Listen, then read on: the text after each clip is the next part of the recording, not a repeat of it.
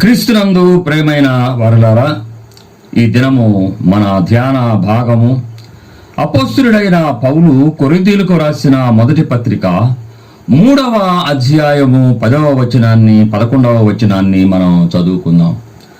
దేవుడు నాకు అనుగ్రహించిన కృప చొప్పున నేను నేర్పరి అయిన శిల్పకారుని వలె పునాది వేసి తిని, మరి ఒకడు దాని మీద కట్టుచున్నాడు.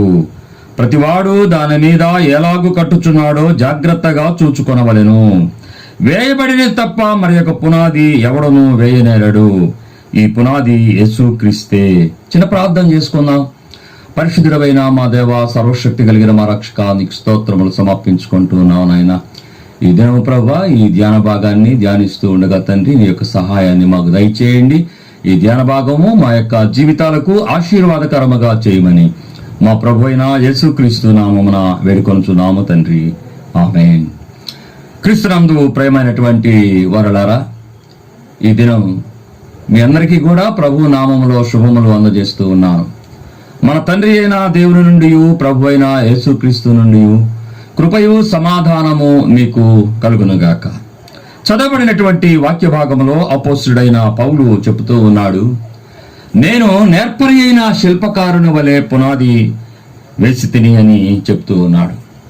ఈ దినాల్లో మనకు అవసరమైనది, క్రైస్తవ జీవితంలో అవసరమైనది, క్రైస్తవునికి అవసరమైనది ఏంటయ్యా అంటే సేవలో స్కిల్ఫుల్నెస్ మనకి అవసరం.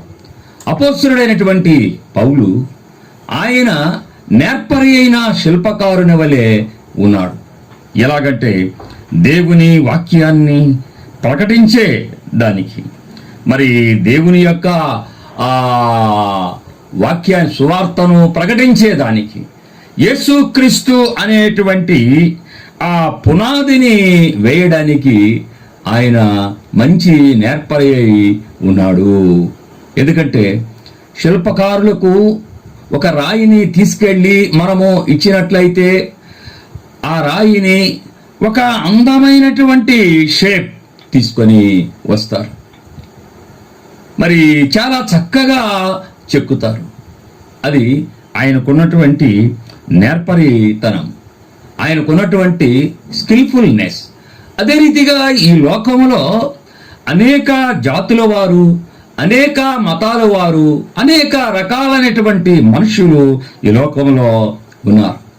వారందరికీ కూడా సువార్తను ప్రకటించటము, యేసుక్రీస్తును వారికి పరిచయము చేయడము, యేసే రక్షకుడు అని చెప్పడము, మరి అందరి జీవితాల్లో యేసుక్రీస్తు అనేటువంటి పునాదిని వేయాలి.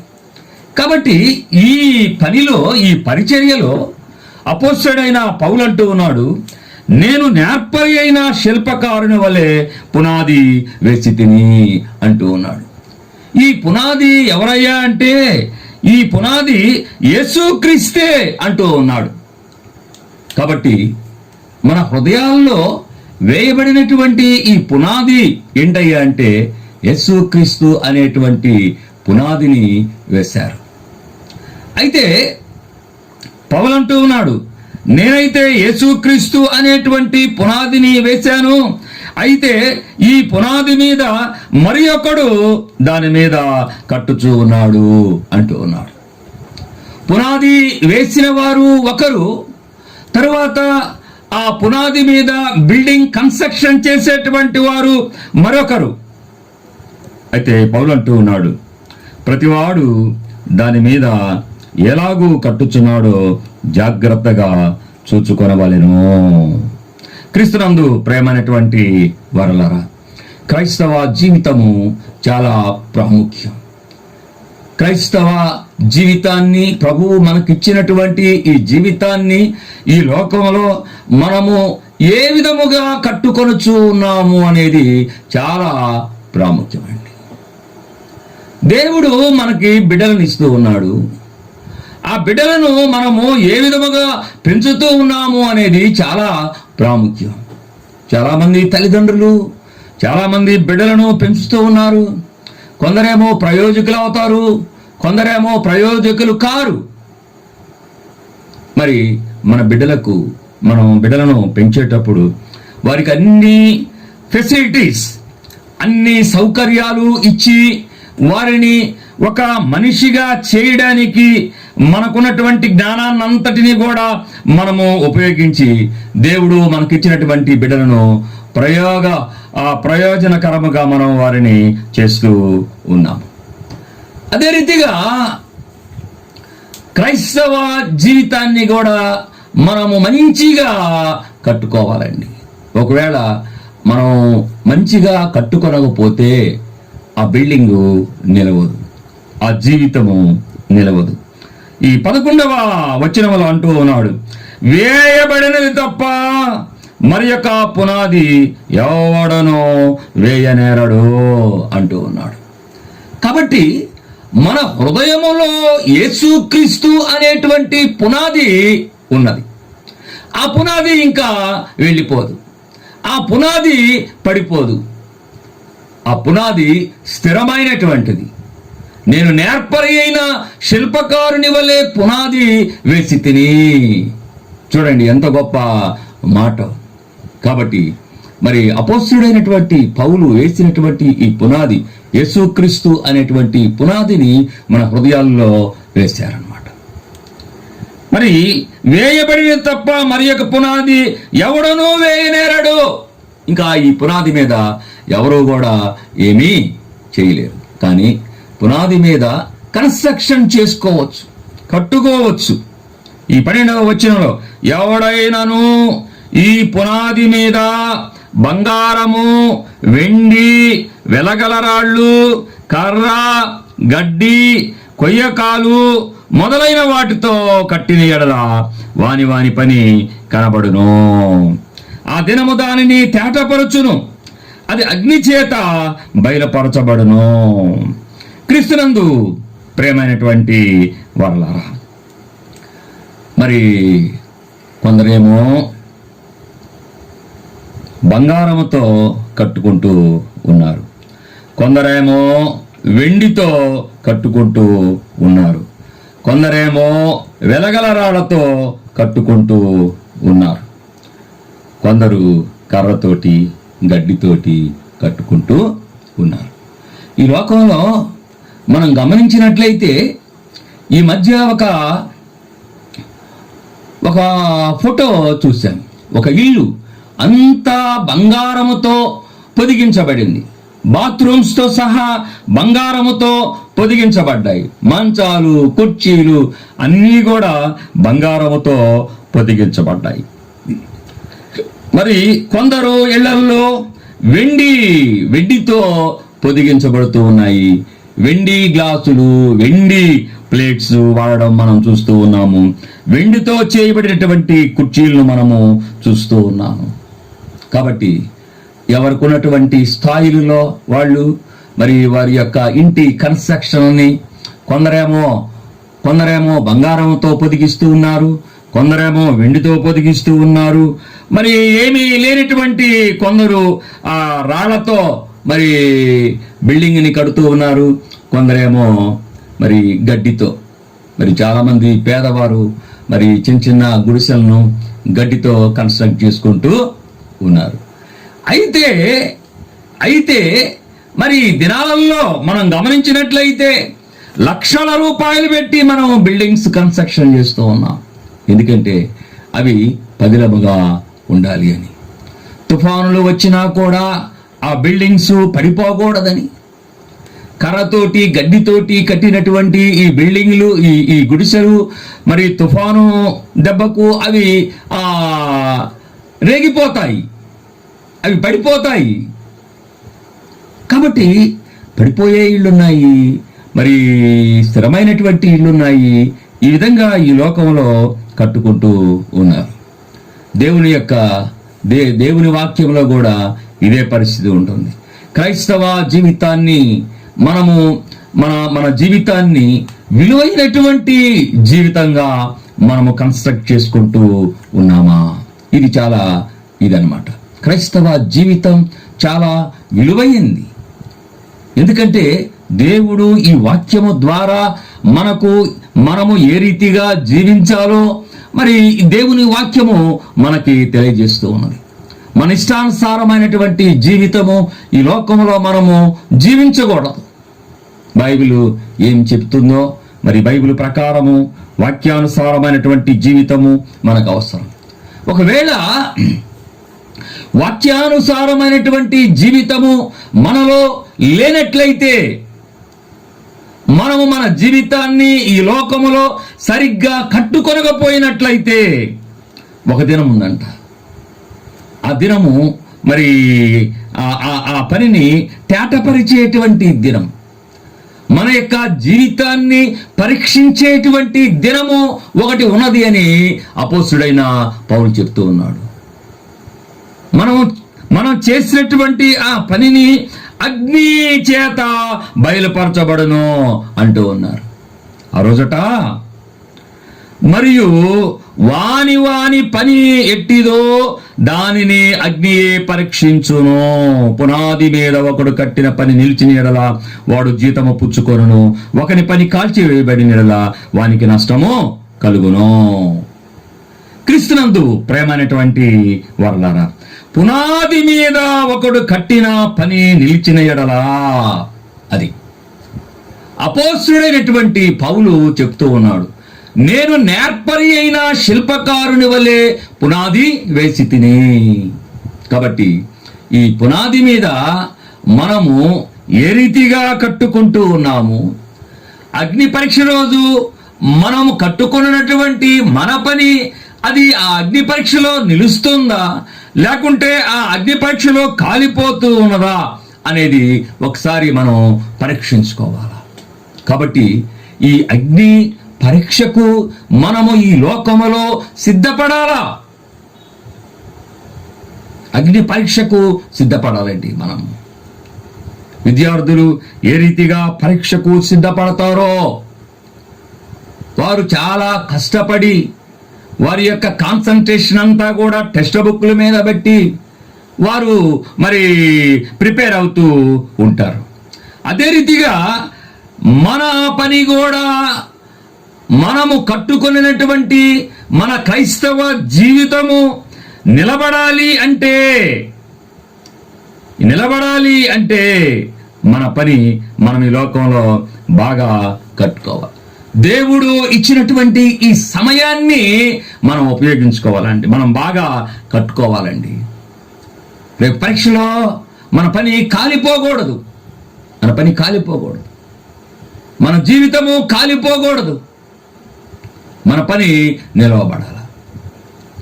మనం అనుకోవచ్చు ప్రతి ఆదివారం గుడికి వెళ్తున్నాం అనుకోవచ్చు, ప్రతి ఆదివారం నుండి మరలా ఆదివారం వరకు టీవీలో ఎన్నో ప్రసంగాలు ఉంటున్నాము, దినమంతా కూడా దేవుని వాక్యం మనం వింటూ ఉన్నాము అని అనుకోవచ్చు. క్రీస్తునందు ప్రేమైనటువంటి వారలారా, దేవునికి ఇష్టమైన జీవితం మనలో ఉండాలి.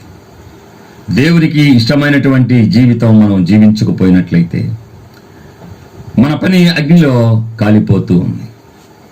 14వ వచనం, పునాది మీద ఒకడు కట్టిన పని నిలిచిన ఎడల వాడు జీతము పుచ్చుకొనును, ఒకని పని కాల్చివేయబడిన ఎడల వానికి నష్టము కలుగును.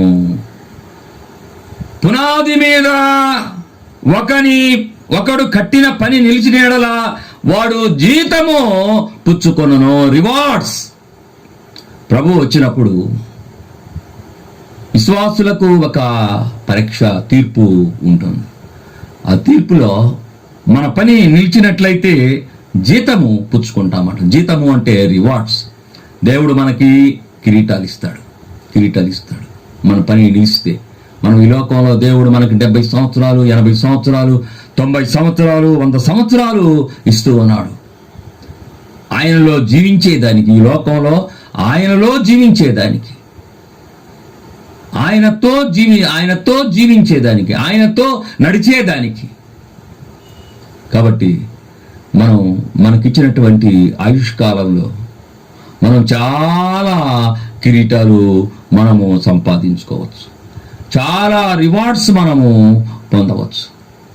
అయితే ఒకని పని కాల్చివేయబడిన ఎడల వానికి నష్టము కలుగును అంటూ ఉన్నాడు.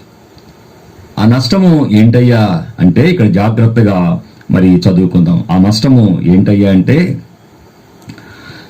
అతడు తన మట్టుకు రక్షింపబడును గాని అగ్నిలో నుండి తప్పించుకున్నట్టు రక్షింపబడును. అది నష్టము. ఏంటయ్యా అంటే, మనలో వేయబడినటువంటి ఆ పునాది ఉన్నది. ఆ పునాది యేసుక్రీస్తు. ఆ పునాదిని ఎవడు కూడా తీసివేయలేడు. అయితే ఆ పునాది మీద కట్టబడేటువంటి ఆ పని నిలిస్తేనేమో మనం జీతం పుచ్చుకుంటాం, పని నిలవపోతేనేమో మనకు నష్టం కలుగుద్ది. ఆ నష్టం ఏంటయ్యా అంటే, అతడు తన మట్టుకు రక్షింపబడును గాని అగ్నిలో నుండి రక్షించుకున్నట్టు రక్షింపబడును.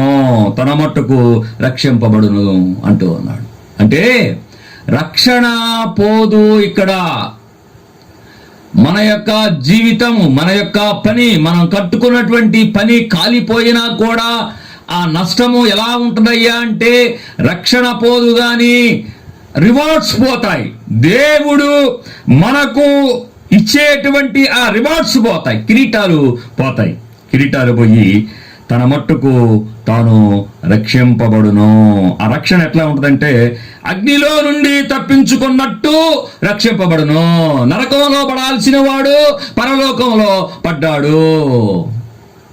నరకంలో పడాల్సిన వాడు. ఆ పునాదే గనక లేకపోతే, యేసు క్రీస్తు అనే పునాది గనక లేకపోయినట్లయితే వాడు నరకంలో పడతాడు.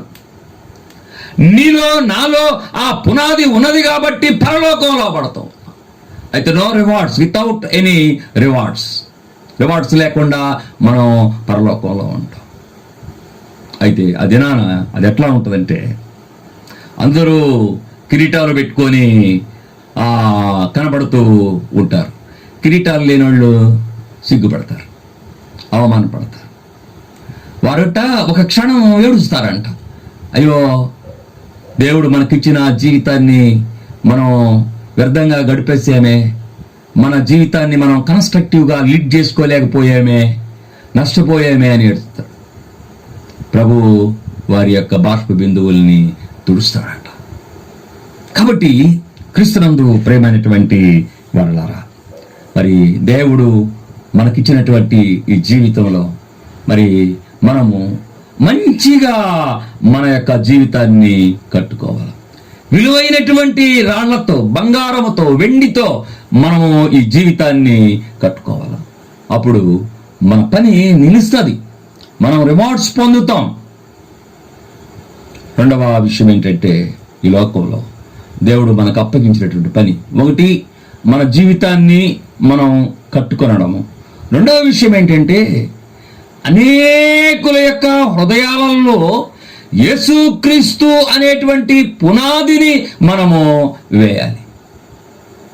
అపోస్తుడైన పౌలు మన హృదయాల్లో ఏ రీతిగా అయితే ఆయన మరి దేవుడు తనకిచ్చినటువంటి ఆ స్కిల్ఫుల్నెస్ని బట్టి ఆయన పునాది వేశాడో, అలాగా మనము కూడా ఈ లోకములో అనేకుల యొక్క హృదయాల్లో యేసుక్రీస్తు అనేటువంటి పునాదిని వేయగలిగి ఉండాలి. కాబట్టి ఈ భాగంలో రెండు విషయాలు మనం నేర్చుకోవాలి. దేవుని బిడ్డలం మనము నేర్పరి అయిన శిల్పకారులలాగా మనం ఉండాలా.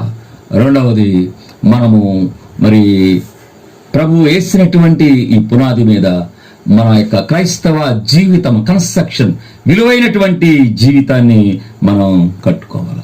అవి మనకు రేపు పరలోకంలో రివార్డ్స్ ఇస్తాయి. అలా లేకపోయినట్లయితే మనకి ఏ రివార్డ్ కూడా ఉండదు, ఏ కిరీటం కూడా ఉండదు. మనం సిగ్గుతో, అవమానంతో క్షణం అలా ఉండి మరి వితౌట్ ఎనీ రివార్డ్ మనం పరలోకంలో ఉంటాం అన్నమాట. కాబట్టి మరి దేవుడు మనకు చెప్పినట్లుగా మనము మంచిగా క్రైస్తవులు మనం మంచిగా మన జీవితాలను మనం కట్టుకుందాం. ఆ రీతిగా మరి కట్టుకొనడానికి పరిశుద్ధాత్మ దేవుడు మనకి సహాయం చేయనుగాక. ప్రార్థించుకుందాం. పరిశుద్ధుడైన మా దేవ, సర్వశక్తి కలిగిన మా రక్షక, నీకు స్తుతులు స్తోత్రములు సమర్పించుకుంటున్నాను నాయన. దేవా, ఈ ధ్యాన భాగంలో తండ్రి మా దేవా, మా పని కాలిపోయినట్లయితే ప్రభువా మాకు రివార్డ్స్ ఉండవు. అయితే మా దేవా, మరి పని నిలిచినట్లయితే రివార్డ్స్ ఉంటాయి. కనుక ప్రభువా, మేము అగ్నిలో నుండి తప్పించుకున్నట్టు కాకుండా నాయన, మేము పరలోకంలో నాయన నీ చెంత రివార్డ్స్తో ఉండడానికి సహాయం దయచేయమని మా ప్రభు అయిన యేసుక్రీస్తు నామమున వేడుకొనుచున్నాము తండ్రి. ఆమేన్. మన పరమ తండ్రి అయిన దేవుని ప్రేమయు, మన ప్రభు అయిన యేసుక్రీస్తు కృపయును, పరిశుద్ధాత్మ దేవుని అన్యోన్య సహవాసము కూడి ఉన్న మనకందరకు ఇప్పుడు ఎల్లప్పుడు సదాకాలము తోడయుండి కాపాడునుగాక. ఆమేన్.